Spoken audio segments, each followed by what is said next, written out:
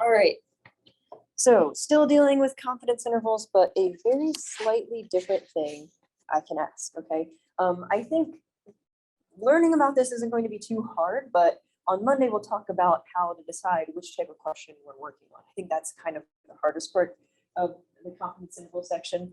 But before we get into this special type of question that we're going to be dealing with, we're going to talk about very briefly this thing called the T distribution, okay? So we've talked about distributions before. I think the biggest one we talked about was the normal distribution, or like the bell curve, which looked like a bell, right? We have a new distribution. We're not going to get too much into what this is. It's called the T distribution. It looks like this, very similar to the normal distribution, but it kind of depends on this thing called the number of degrees of freedom, okay? So I'm not going to go too deep into what this means, but basically what this can do is we have different types of T distributions. We have a T distribution with 1 degree of freedom. We have a T distribution with 4 degrees of freedom, right? If you can kind of see that one. Here's one with 10 degrees of freedom. And we're kind of comparing it to the normal distribution, which looks like a bell curve. So these guys kind of look very similar to the normal distribution, but if the degrees of freedom is really small, like 1 or 4 or even 10, it's not going to look quite like it. It's going to look a little bit smushed, okay? So don't really worry about what this is, but just know that it's a weird distribution. It was developed by this guy who's working for Guinness, which I think is kind of cool. He was like a statistician working for their company. And he made this because it was useful for beer stuff. I don't know. But basically, all you have to know, it depends on the degrees of freedom. Okay, and there is a formula you have to know for the degrees of freedom. I promise you, this is the easiest formula you will have to know for this class. If the sample size is n, the number of degrees of freedom is n minus 1. So this is the easiest formula you'll have to know for this class. You just subtract them 4. Okay, so I guess some properties of the T distribution, you don't have to know this, but symmetric, it has 1 mode, so it's unimodal. It's a little bit more spread out than the standard normal distribution. And I guess as you increase the degrees of freedom, like it looks more like a normal distribution, but you don't really have to know that. Okay, so that's all the talking I'm going to do about the T distribution. All right, so in this section, 8.2, I actually don't know, gosh, this is from my 155 class. We use a different textbook. So this is technically not a chapter 8 topic. Let's just pretend we have 2 sections. What we learned before was section 8.1, and now we're in section 8.2. Okay, so before we learned about problems, they gave us some things in the question. When we would write down all our information, we would, well, usually write down sigma or the cherry. What did the cherry stand for? Standard deviation. Do you remember if it was the sample or the population? Population standard deviation, good. That's the population standard deviation. They also gave us the sample mean, right? Remember what the sample mean sign was? X bar, good. So they would give us this. And I think another thing they gave us was N. And N stood for the good sample size. And I think the final thing they gave us in the question was like a percentage, right? We call that the confidence level. So we were given all this information in the question. We would read the question and like write this all down. And usually what the question would ask for is this, right? It would ask us, what do you think the population mean is? Okay. So remember we made those intervals where we thought the population was. Our final answer had this symbol in it. We are something percent confident that the population mean is between these 2 numbers. And this is kind of how we went about this. Okay. Now, some review for a quiz, I guess. We estimated the population mean by using these things called critical values, right? And I don't remember if, we didn't really talk about this too much, but if you do remember, we used the normal distribution to find these values, or at least explain what they were. But in layman's terms, we just used a chart, right? Now, I'm going to write the small chart. And if you're wondering what I mean by this, you'll see it in just a few seconds, what I mean by the small chart. Okay, but it was a pretty tiny chart we used. Then we found the standard error. Who remembers the formula for standard error? Awesome. Standard deviation over the square root of sample size. Okay, and then finally, we found the margin of error, which is that thing that determined how wide or narrow our confidence interval was. Who remembers how we found the margin of error? Awesome. The critical value times the standard error. You just multiply the two numbers that you got, and you got the margin. Now we could go further with this, but I'm kind of lazy and I don't feel like writing that down. So after that, we found the interval and then we interpreted the interval. Okay, but we'll just leave that for later. Okay, so we're starting a new section. Okay, here's how these problems are different. Okay, I'm gonna change colors here. Okay, so first, we are given, let me leave a little space at the top. We're gonna be given X bar, the sample mean, okay? We're given N, the sample size. We're given the percentage, the confidence level, and we're still being asked for the population mean. The only thing different about this question is we're given S instead of sigma. What does S stand for? Yeah, the sample standard deviation. So instead of the population standard deviation, the questions will give us the sample standard deviation. Okay. That's the only difference between these two types of questions. But for some reason, the small difference actually kind of changes up things a little bit.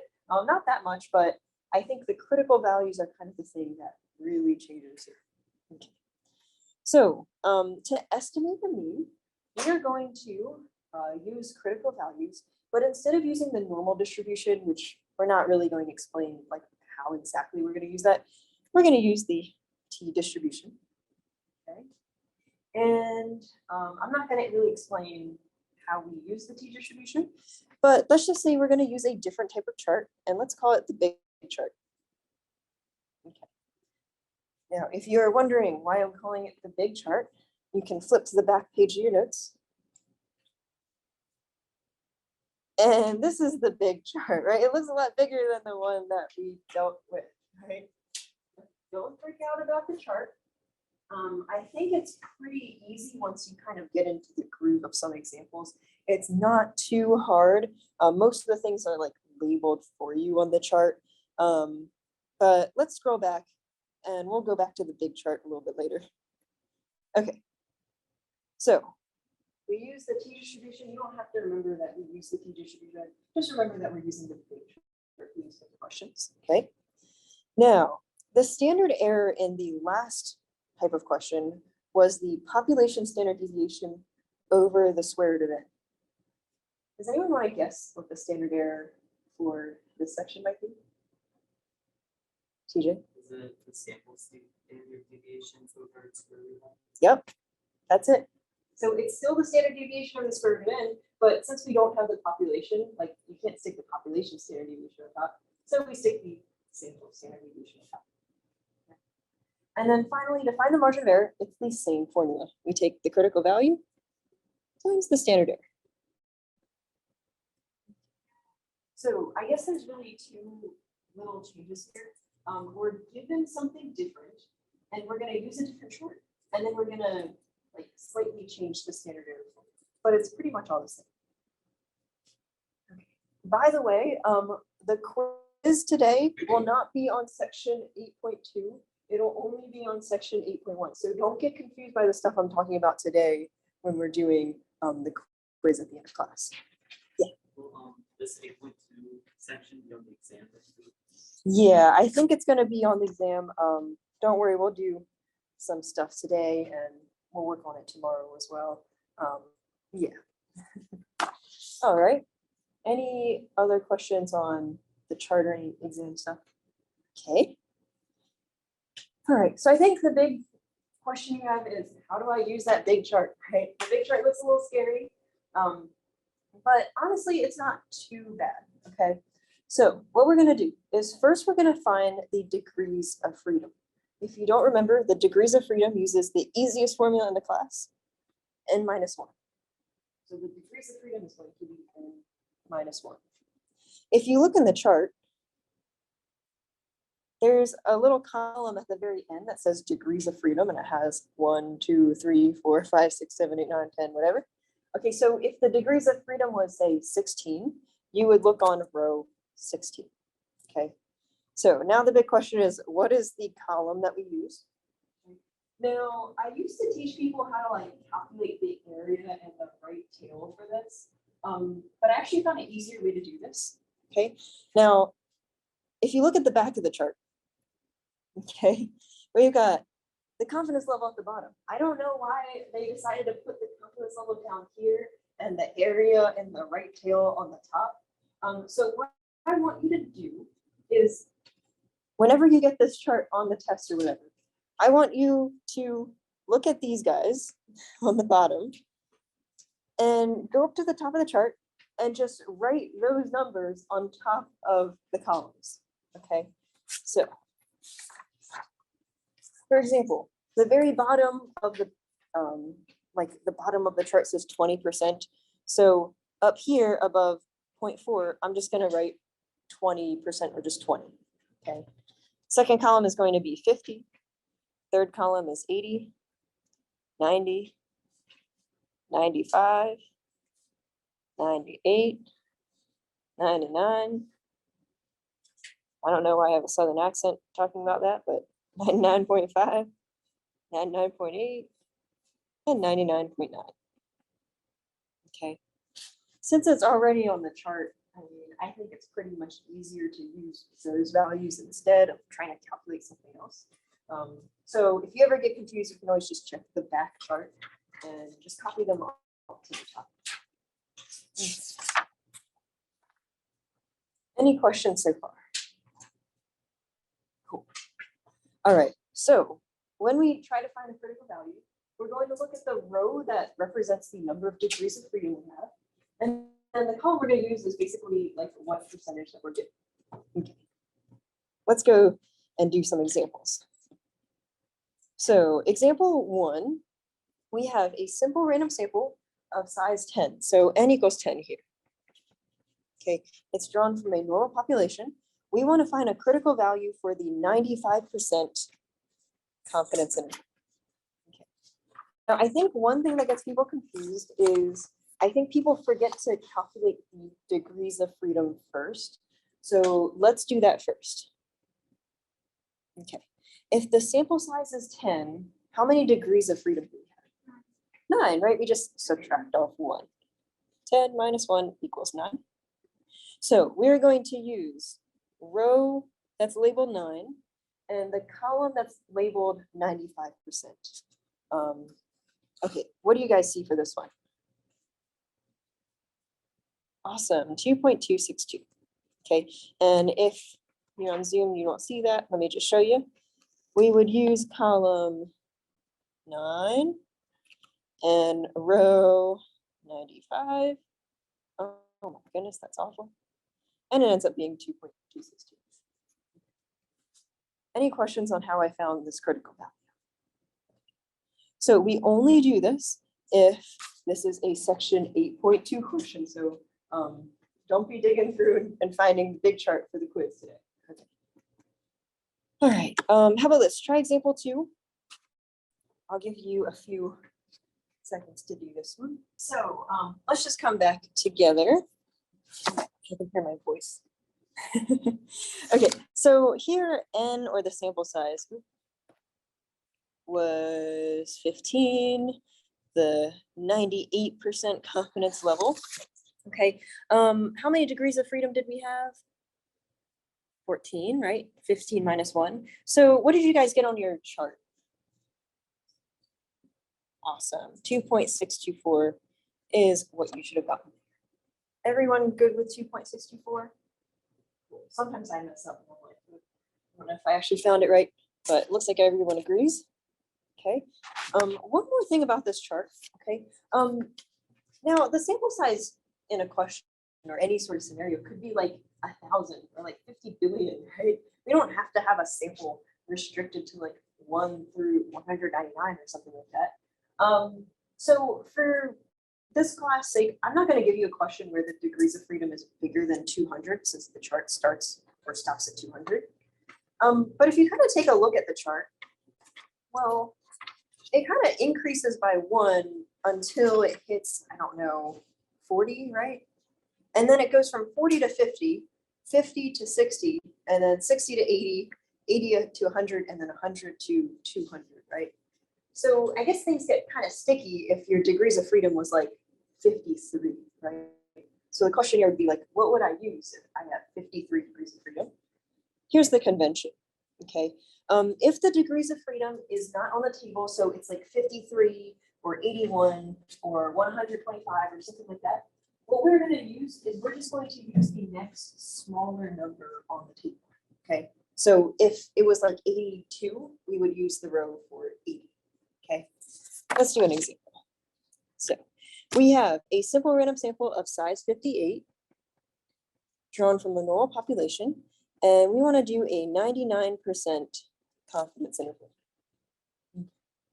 So let's find the degrees of freedom first.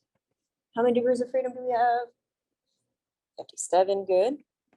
So looking at your chart, what row are we going to use? 50, right? Because 50 is the chart or the row that's less than 57, right? So we're going to use row 50 and the column that says 99, okay?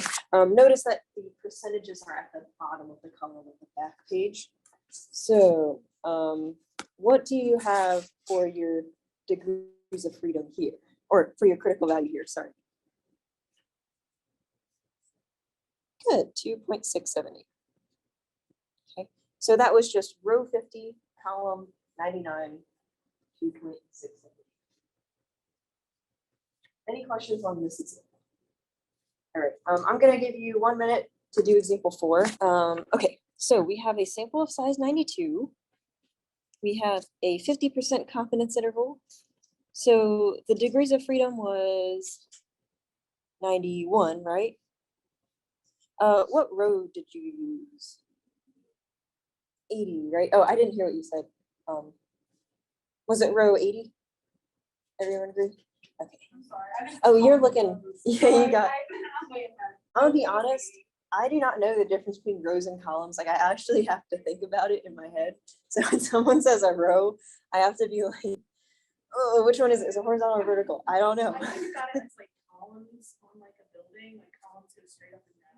Oh, that makes a lot more, that does make a lot of And like sense. when you row goes this way. That's how I Oh. don't like it. But still, it's not so good, you know? No, I honestly have to think about the difference between rows and columns. Like to this day, I'm gonna be like, oh, which one is vertical? I don't know. But yeah, we're gonna use row 80 because, well, there's no row 90 and, well, we're not gonna use the bigger one. So we're gonna use row 80 and column, column 50.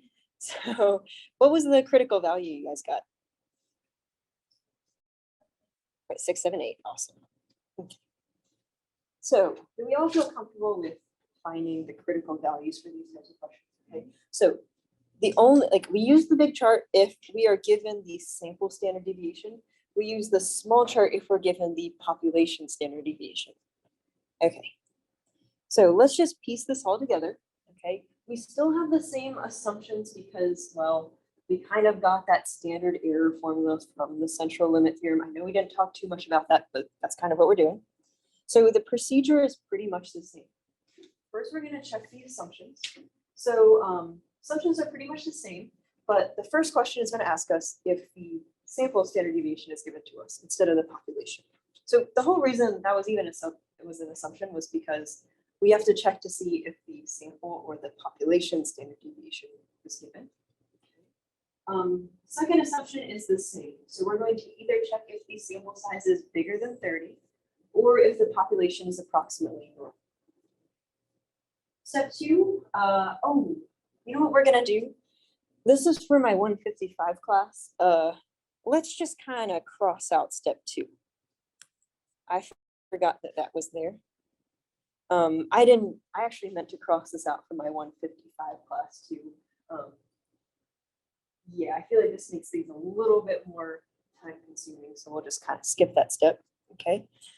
Step three, we're going to find the number of degrees of freedom, n minus one, and we're going to find the critical value using the chart. Step four, standard error. Step five, margin of error. Step six, greater confidence interval, just like we did before. And step seven, same interpretation. Okay. Any questions on the procedure? Okay. Let's look at an example. So, example one, we have a food chemist, and this food chemist is analyzing the calorie content of this popular type of chocolate cookie. So that's kind of sad. I'm gonna eat the chocolate cookie anyway, but to do this, she took a sample of n equals 8 cookies. So I'm just gonna write this down. N equals 8 cookies. So the sample had a mean of 115.375 calories and a standard deviation of 2.825 calories. Okay, so let's just take a look at the sentence. We're given two numbers, 115.375.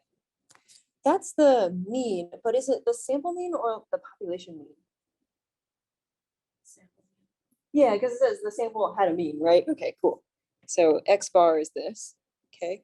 Then we're given the standard deviation, 2.825. Is that the sample standard deviation or the population standard deviation?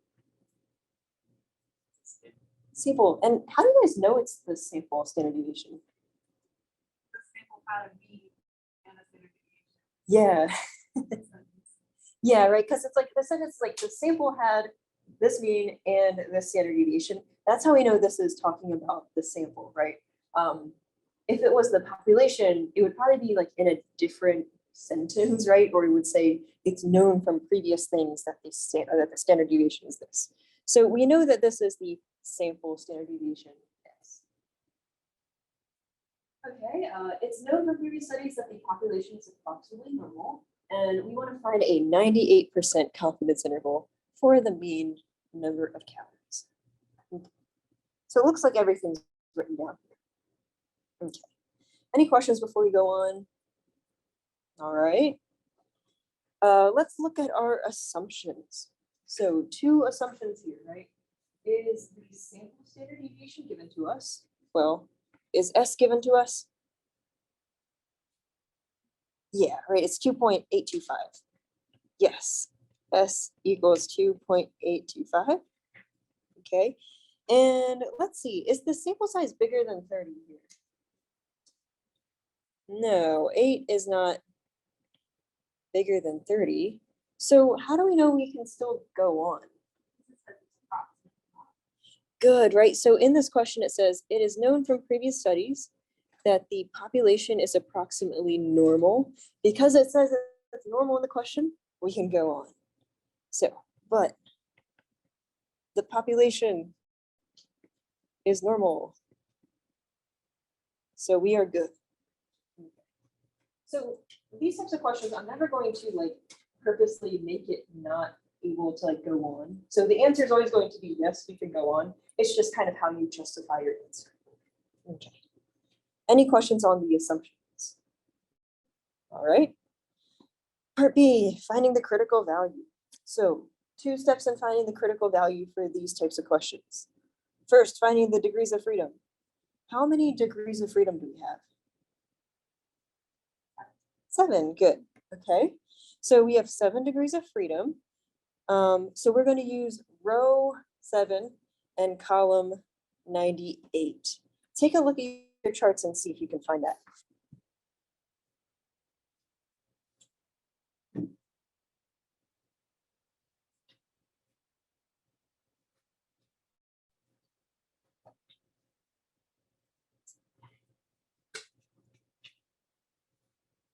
right, did you find it?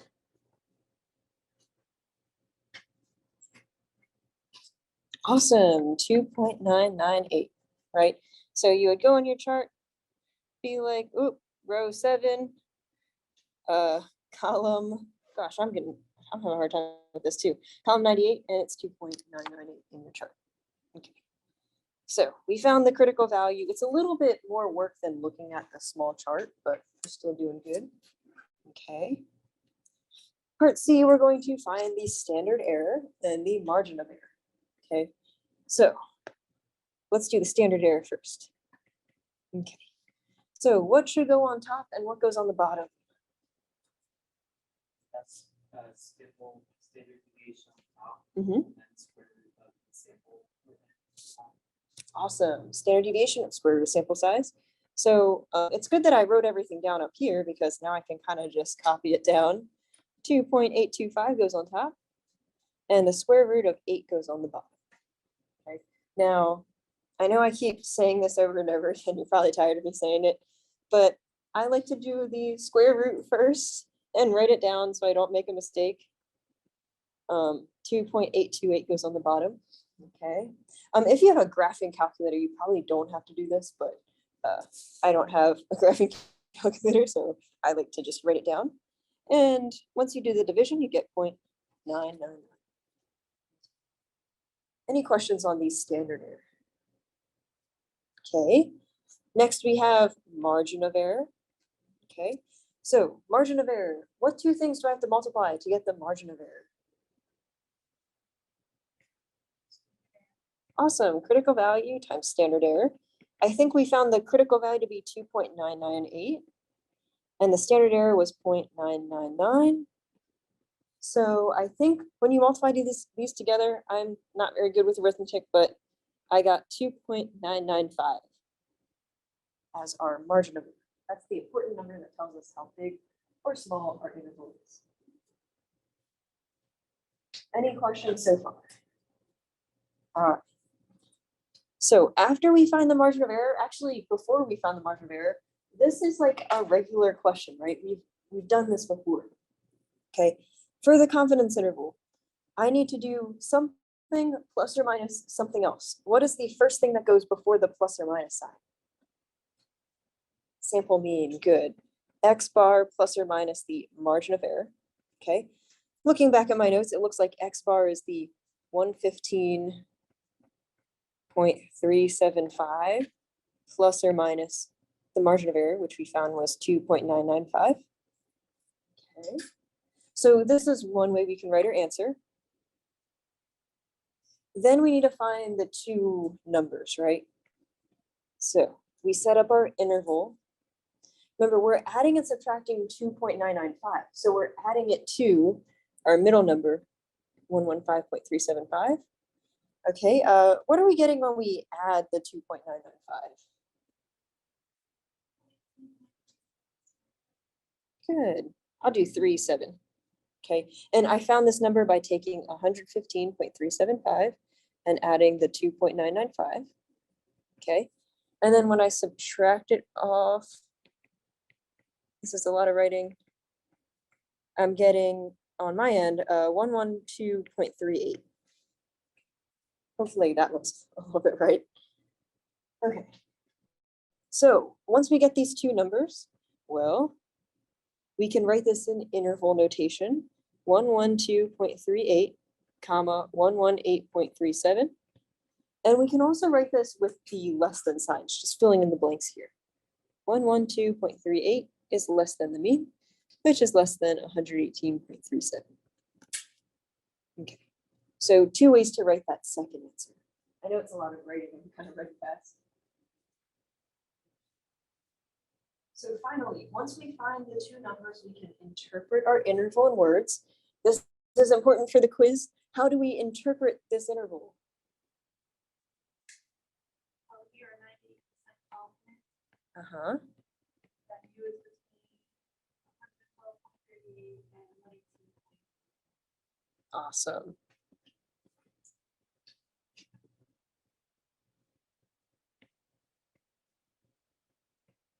Gosh. Whew, all right. Yeah. I have a question. So Mhm. for the quiz, I know that it's new, but for this, would it be still be new or would it be X bar? Oh, okay. Yeah. So for the quiz and for this, we're still asking the same question. We're kind of already given this in the question, right? So it definitely shouldn't be X bar since we already kind of given it. If you ever get confused, part D, I'm always going to have like this set of questions, like write the answer in this form. This is the number that goes. Great, good question there. Any other questions on margin of error? Doing all of this for a question. All right.